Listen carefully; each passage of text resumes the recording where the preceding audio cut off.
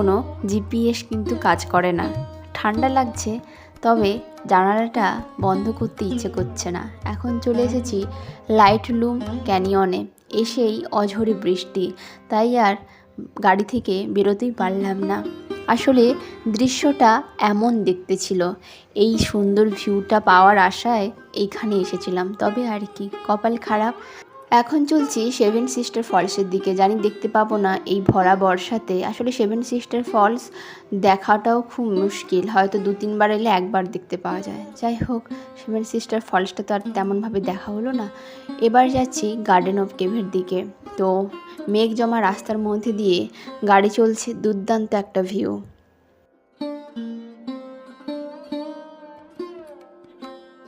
এসে গেছি garden of স্কেপসে। তো এখানে 100 টাকা করে টিকিট মূল্য।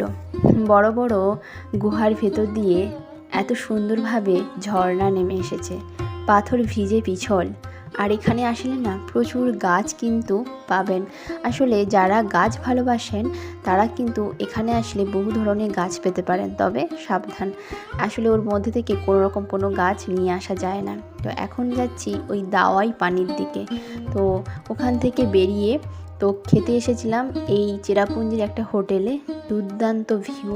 ওই যে কিছুক্ষণ আগে বলছিলাম না, চেরাপুঞ্জিতে পুরো আকাশ মেঘ যেন রাস্তায় নেমে আসে, সেরকম একটা ভিউ।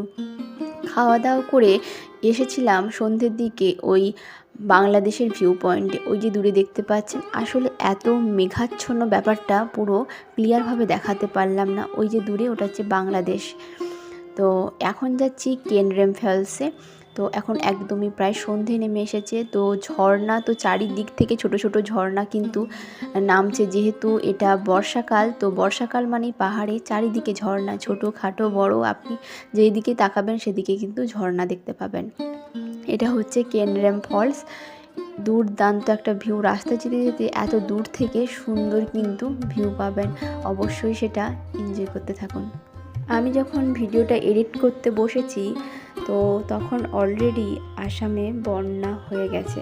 আমরা যখন গেছিলাম, যখন আমরা বাড়ি ফিরলাম তার 2 দিন পরেই শুনলাম আপার আসামে পুরো বন্যা। আসলে যেই রাস্তাগুলো দিয়ে আমরা এসেছি, এত সুন্দর সুন্দর ভিউ দেখে এসেছি, সেই রাস্তাগুলো আজকে জলমগ্ন। সত্যি দেখে শুনে মনটা সত্যি খারাপ লাগছে। 2 দিন আগে কত সুন্দর জায়গাগুলো দেখে এলাম, 2 দিন পরে দেখুন পুরো বন্যাতে ভরে গেছে। হয়তো আপনারাও জানেন। যাই হোক, এই যে কেনরেম ওয়াটারফলসের যে জলগুলো, এগুলো পুরো বাংলাদেশের দিকে যাচ্ছে। আজকে এই পর্যন্ত, দেখা হচ্ছে পরের ভিডিওতে। বাই।